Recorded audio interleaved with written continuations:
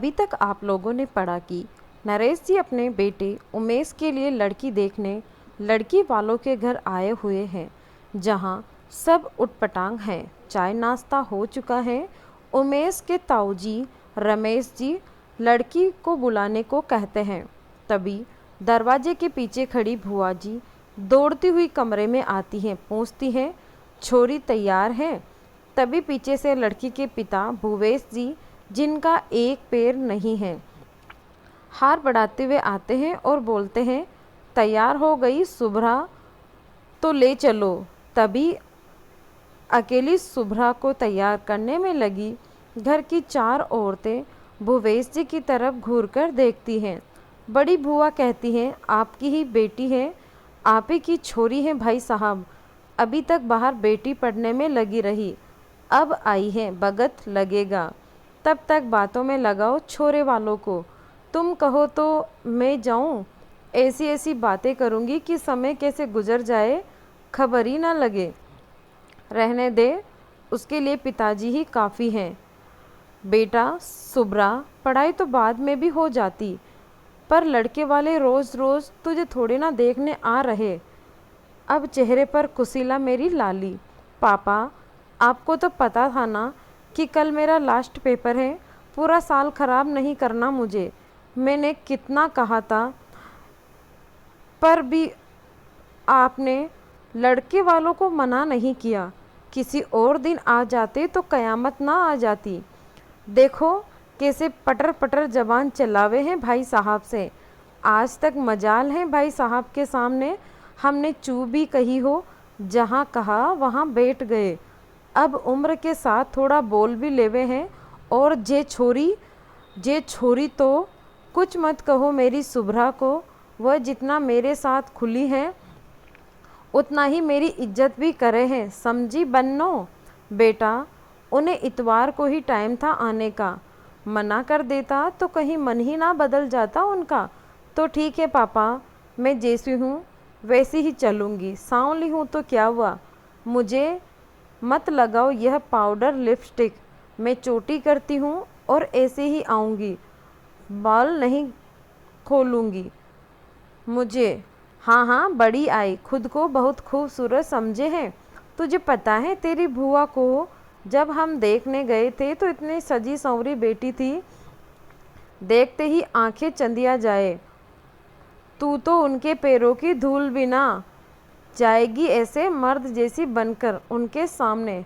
बड़ी बुआ गुस्से में बोली। शुभ्रा फिर कुछ बोलने ही वाली थी, पर तभी अपने माँ पापा के चेहरे को देख चुप पड़ गई। वह जानती थी बुआ जी को कि कुछ और बोला तो अभी यहीं धरती पर लौट जाएगी और माथे पर हाथ रखकर रोने लगेगी कि मेरा तो कोई इस घर में सम्मान ही ना करे हैं।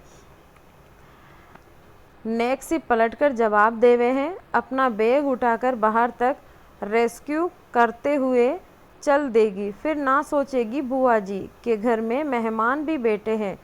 इसीलिए चुपचाप भूत सी बनी शुभ्रा खुद के चेहरे पर लिपा पोती करवाने लगी। दूसरी तरफ बैठक में बैठे लड़के वाले घड़ी की तरफ देख रहे थे। दादाजी फिर बोले, हाँ तो लाली के आने से पहले मैं घर का मुखिया नारायण मिश्रा कुछ बातें समझा दूँ आप लोगों को। जी कहिए। जी, क्या कहना है आपको? उमेश के ताऊजी रमेश जी बोले। तब नरेश जी और रमेश जी सोच अब आए हैं बुड्ढो मुद्दे की बात पर। तो मैं जे कह रहा था, अपने दोनों हाथों को मोड़कर अपने अंदाज में नारायण जी बोले, हमारा एक जे घर है 400 गज का, एक गांव में है, जिसे पिताजी के जाने के बाद मैं अपने चारों बेटों में बांट दिया। ऐसे ही खेती का हिसाब किताब कर दिया।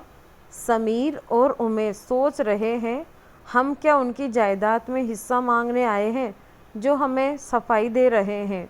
दोनों भाई एक दूसरे की तरफ देख फिर दादाजी की तरफ मुड़ गए। नारायण जी आगे बोले, मेरा बेटा भूवेश, जिसकी लाली को देखने के मारे तुम लोग आए हो और इतना खर्चा पानी हुआ है, वह मेरा भूपेश CRPF में था। बड़ी ईमानदारी से नौकरी करता था, पर ईमानदारी दुनिया में सबको हजम नहीं होती। सभी लड़के वाले दादाजी की हर बात पर अपना सिर हिलाते, तो मेरे भूपेश को फंसाना कर उसे मारने की साजिश की गई। हम पर दुखों का पहाड़ टूट पड़ा। यह सुन उमेश की माँ वीणा जी भावुक हो गई। मेरे छोरे की सरकारी नौकरी छूट गई, उसे कुछ भी सरकार की तरफ से ना मिला। तीन छोरी और 2 बेटे हैं उसके।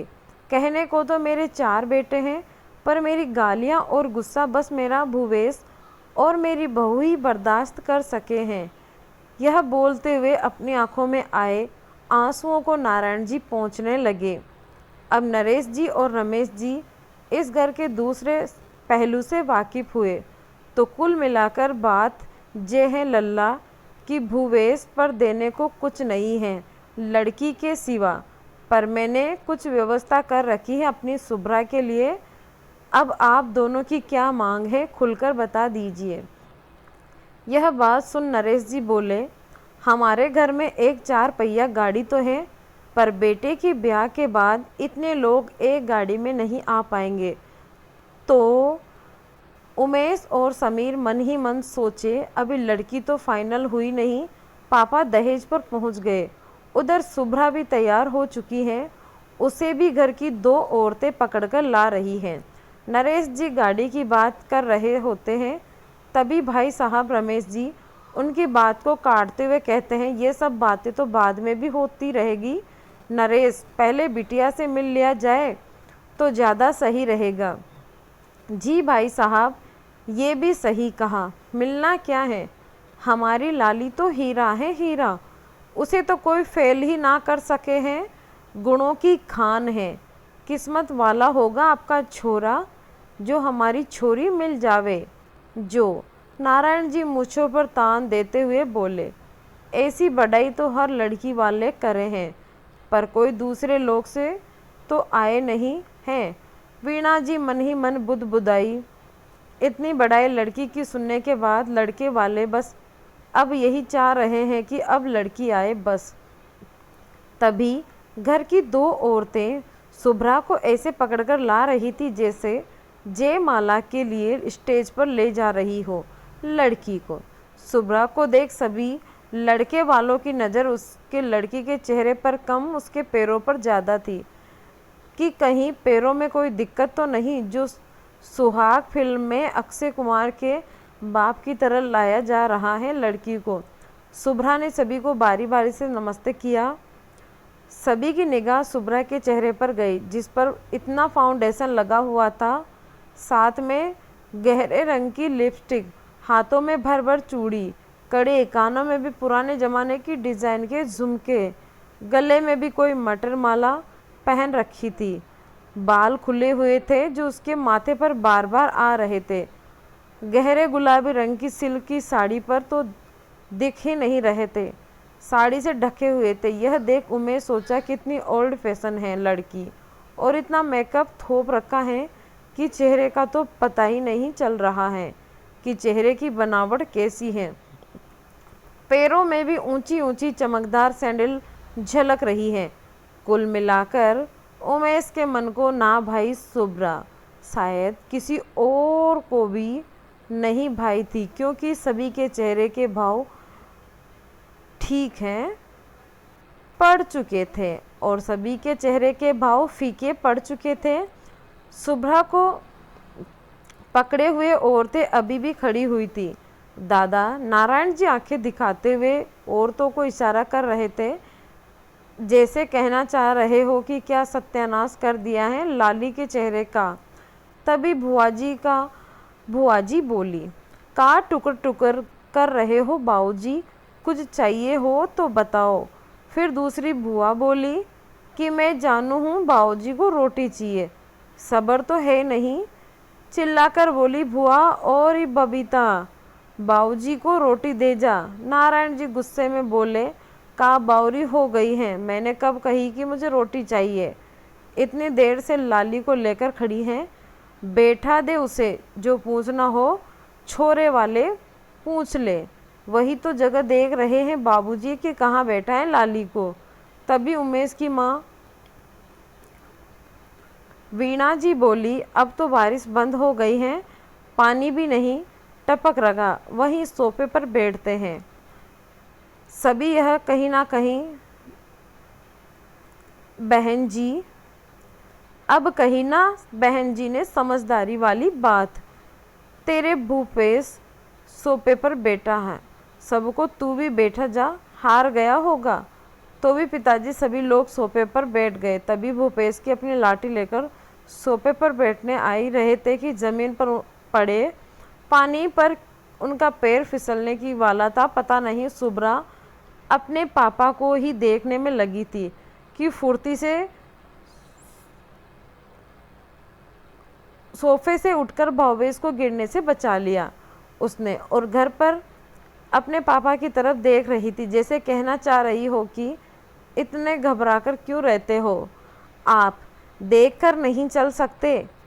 लड़की हूँ, बोझ नहीं, यहाँ नहीं तो कोई और नहीं, यहाँ नहीं तो कोई और सही, यहाँ नहीं तो कहीं और सही, ब्याह हो ही जाएगा। पर आप परेशान मत हो, मैं ठीक हूँ। आज तू बैठक सुबह से।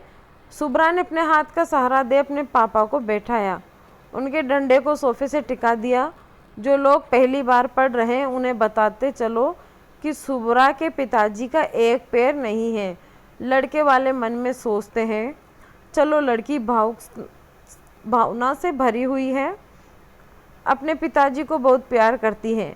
एक पॉइंट और गया सुब्रा के खाते में। सभी लोग बैठ चुके हैं, कुछ देर शांति छाई रहती है बैठक में। तभी नारायण जी सभी के चेहरे को पढ़ाते हुए बोलते हैं, आप लोगों को जो पूछना है लाली से पूछ लो। तभी तपाक से नरेश जी का छोटा बेटा समीर बोलता है आपका नाम क्या है? जी सुब्रा। लड़की धीरे से सर नीचे कर बोलती है। उधर बीना जी समीर को उंगली पर गिनती करती हुई उसे इशारे से कहती हैं कि पढ़ाई लिखाई पूछ। सुब्रा जी आपकी क्वालिफिकेशन क्या है? जी MSc लास्ट ईयर। फिर आगे क्या करने का सोचा है आपने या नहीं पढ़ना? जी बस कंपटीशन की तैयारी कर रही हूँ, कोशिश है कि कहीं चयन हो जाए। जी बहुत अच्छी बात है, अच्छा लगा जानकर कि आप नौकरी करना चाहती हैं। तभी समीर की बात काटते हुए बीना जी कहती हैं, अगर सुब्रा बेटा ससुराल वाले नौकरी ना कराना चाहे तो? जी माफ़ करिएगा पर मुझे नौकरी करनी है, क्योंकि मुझे अपने पापा का पैर लगवाना है जिसका खर्चा बहुत है। अभी हम सब बहनों और जिम्मेदारी की वजह से पापा खुद नहीं लगवा रहे हैं, ना ही लगवाएंगे। मैं चाहती हूँ बस इसीलिए करना चाहती हूँ। अगर ससुराल वाले आपको अपनी तनख्वाह आपके मायके में खर्च करने की अनुमति न दे तो? उमेश के ताऊजी रमेश जी थोड़ा रोष में बोले, मैं ऐसे घर में शादी नहीं करूँगी। सुब्रा ने पूरे आत्मविश्वास से बोल दिया। भवेश जी सुब्रा के ऐसा कहने पर काफ़ी गुस्सा दिख रहे थे कि एक अच्छा रिश्ता यह लड़की हाथ से गवा चुक रही है। तभी सुब्रा की बुआ बोली, ऐसे ही बोले हैं ये आजकल की पढ़ी लिखी छोरियाँ, ब्याह से पहले ऐसे ही बोले हैं, पर सब बदल जावे हैं ब्याह के बाद। आप लोग बेफिक्र रहो, जे एक पैसा भी भाई साहब पर ना खर्च करे हैं।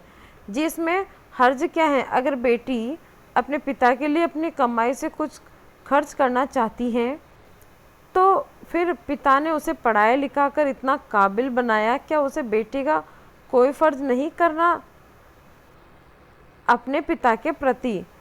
हमें तुम्हारे विचार बहुत अच्छे लगे बेटा। नरेश जी की बुआ की बात काटते हुए बोले। नरेश जी के मुंह से ऐसी बात सुन सुब्रा के मुरझाए हुए चेहरे पर मुस्कान आई, पर उमेश थोड़ा बुझा हुआ सा था। उसे सुब्रा देखने में अच्छी नहीं लगी थी।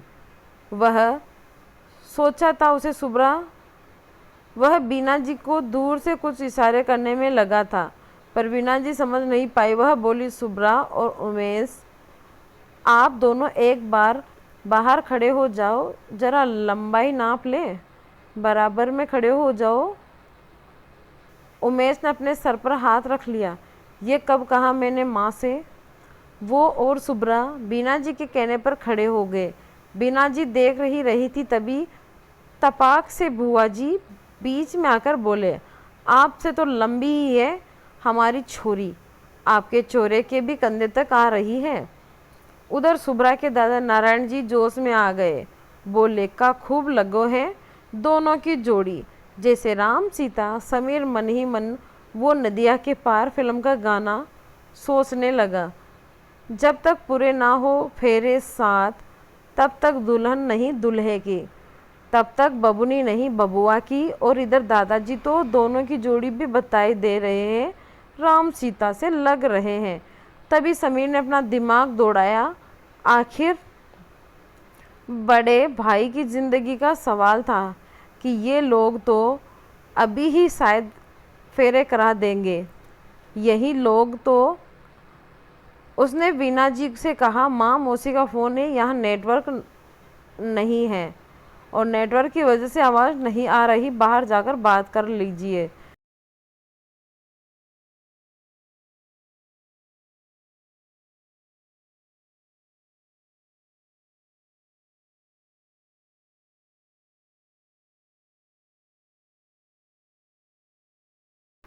वीना जी ने समीर को घूर कर देखा कि इस समय तो बहन कभी फ़ोन नहीं करती, आज कैसे आ गया। समीर भी बीना जी के साथ बाहर आया।